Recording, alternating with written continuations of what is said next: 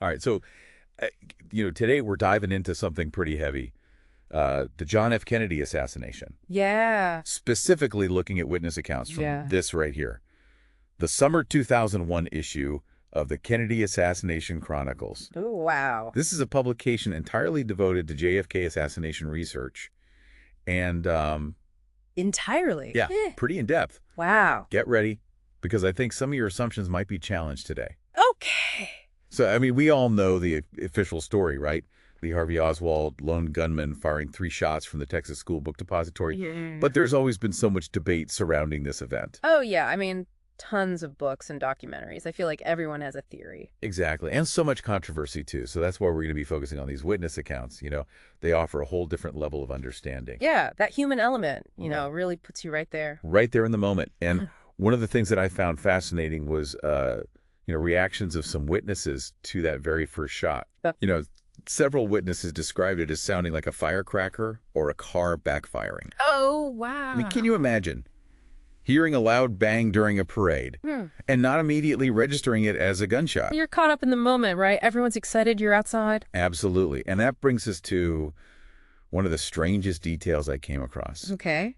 Some witnesses actually described laughter Laughter. after that first shot. Wow. Laughter, it's almost inconceivable given what we know happened. Yeah, I mean, thinking about it now, it's just so strange. But like you said, people are just excited. It's a parade. They're probably thinking, oh, that must have been a firework or a car backfiring or something. It's just noise. It makes you wonder, though, if that first shot was maybe intentionally muffled or designed to blend in with the other surrounding sounds. Oh, so like a distraction almost. Potentially, right? A deliberately ambiguous first shot. That's a chilling thought. And this issue of the Chronicles features some compelling witness accounts that sort of support this theory, like Barbara and Arnold Rowland, who were near the records building when the motorcade passed. Right. Okay. They both describe hearing a loud noise followed by laughter. So they didn't even realize what they were hearing. They thought it was a firecracker. Wow. It wasn't until later that the true horror of the situation sunk in. It's hard to even wrap your mind around that. Absolutely. Huh. And so we have this collective misinterpretation of reality going on. But then there's William Newman Jr.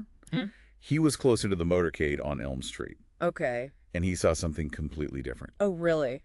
What was that? Newman's testimony is really crucial because he actually saw President Kennedy raise his arms after that first shot. After that first shot. This reaction is actually captured in the Zapruder film, too. Oh, wow. So while others were laughing and dismissing the sound, it seems like JFK himself was reacting to being hit. So you have this really confusing picture emerging.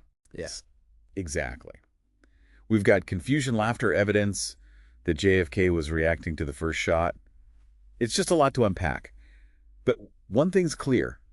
Those initial moments in Dealey Plaza were far from straightforward. Absolutely. And I think that complexity only deepens when we start to examine the sequence of shots. What is where we'll head next. Let's pick up. All right. There are some accounts here that really challenge the idea of a single gunman firing from the Texas School Book Depository. Okay, so multiple shooters.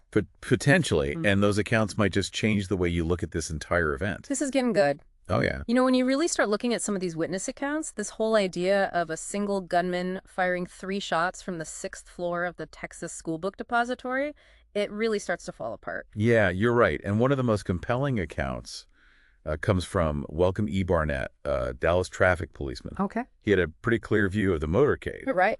And his testimony before the Warren Commission is particularly striking. What did he say? Well, Barnett claimed to have seen President Kennedy clutching his chest right after the first shot.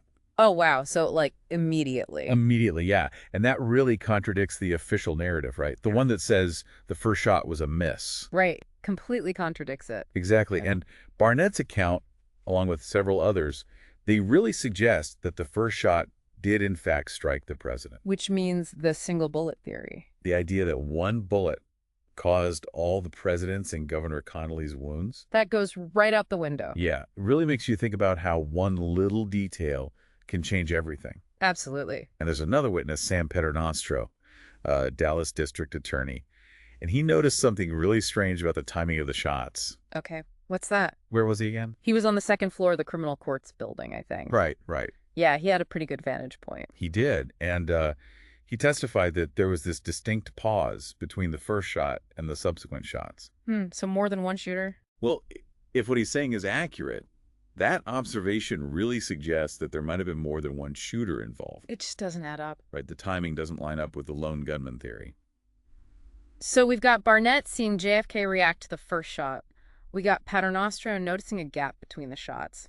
It's like we're putting together a puzzle.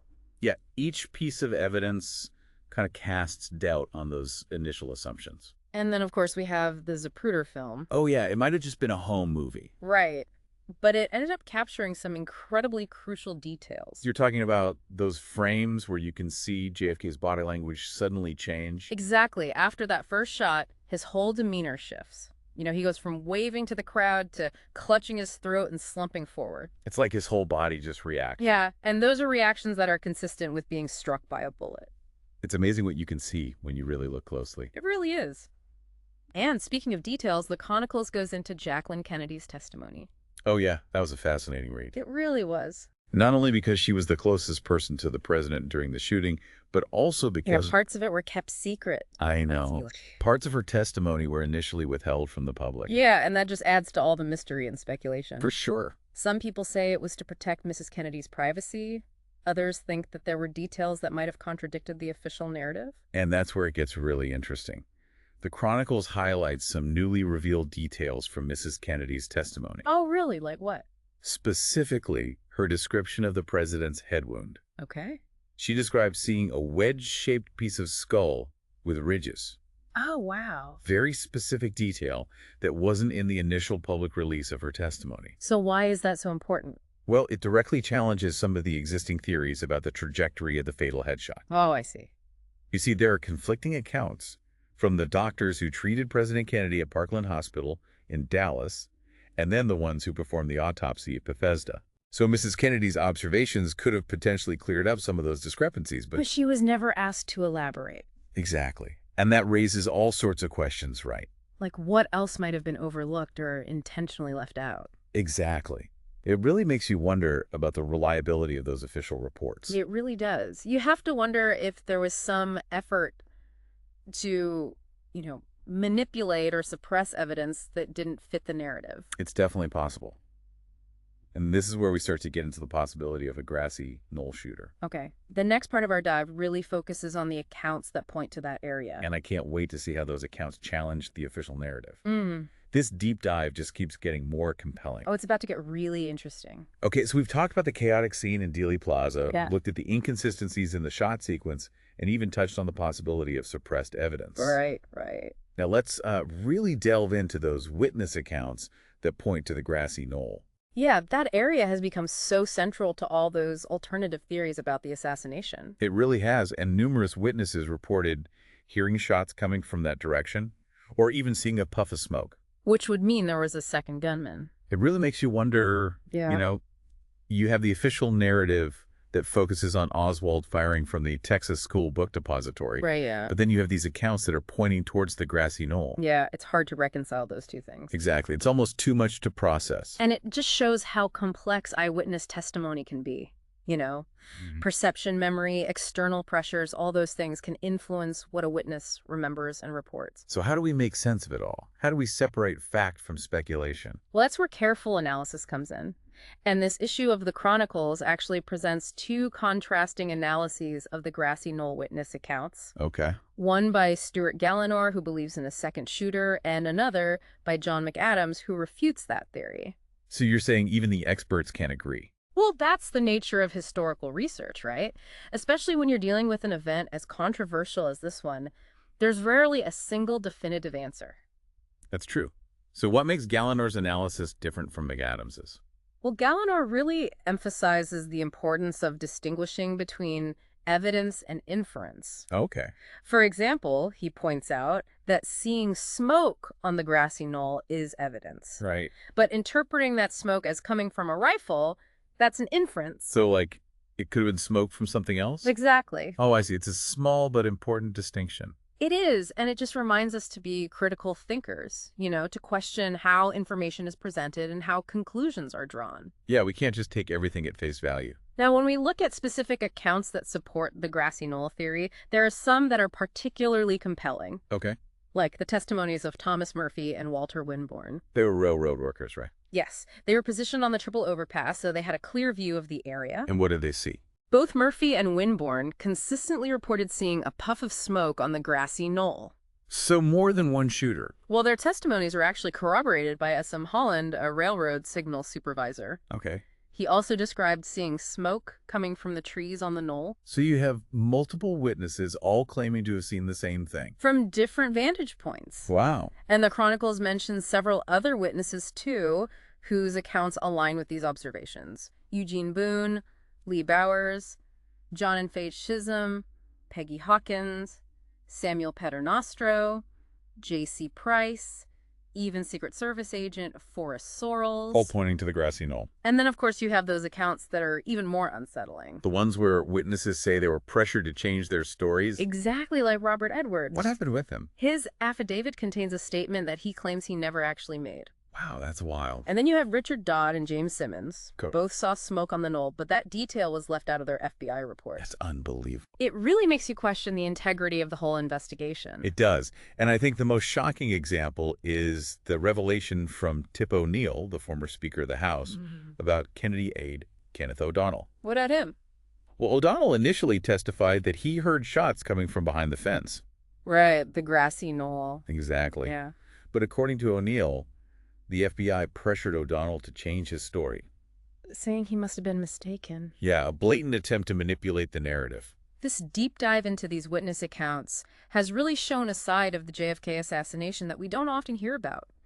And when you look at these firsthand perspectives carefully and critically, they challenge the official narrative and present a much more complex and unsettling picture of what may have happened that day. I have to say, going into this, I thought I had a decent understanding of the JFK assassination, but this has completely changed my perspective. Really? Yeah, the conflicting accounts, the potential for a cover-up, it's just a lot to think about. I think the most important takeaway from all this is the importance of critical thinking. Yeah, you can't just accept those official narratives at face value. Exactly. Especially with a historical event of this magnitude, we need to be willing to examine different perspectives, Yeah. even those that challenge what we think we know. Absolutely. And I think this deep dive also shows just how powerful witness testimony can be. Even though it can be flawed or incomplete, those first-hand accounts offer invaluable insights. They really do. They help us get closer to the truth. And even though we might never have all the answers, I think that pursuit of the truth and the exploration of different perspectives is so essential. Well said. This whole thing has really left me with a lot to think about. If there was a conspiracy, who else might have been involved and what were their motives? It seems like those questions surrounding the JFK assassination are just as relevant today as they were back then. Yeah, and that's what makes history so fascinating, right? It keeps us engaged, challenges our assumptions, reminds us that the past is never truly settled. There's always more to learn, more to uncover, more to question. Thank you for joining us on this deep dive into the JFK assassination. We hope you found it insightful and thought-provoking. Until next time, keep questioning, keep exploring, and keep those minds open